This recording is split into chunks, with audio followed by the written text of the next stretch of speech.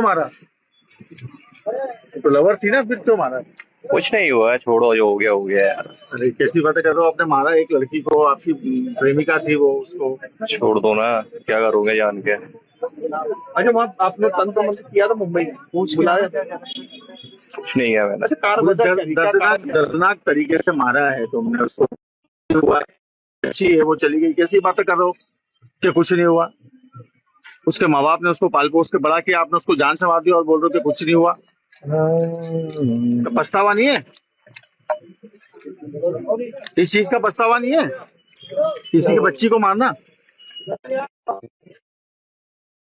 पछतावा नहीं है इस चीज का? किसी की बच्ची को मारा है इतनी हैवानियत के साथ? बेटा बेटा बेटा बेटा, क्यों मारा? कारण तो बता दो, मारा क्यों है? कारण तो बता दे। कारण तो बता दे। अच्छे को सबको कारण बताऊंगा अच्छे से। क्या बताएगा? बताऊंगा। क्या बताएगा? टाइम आएगा।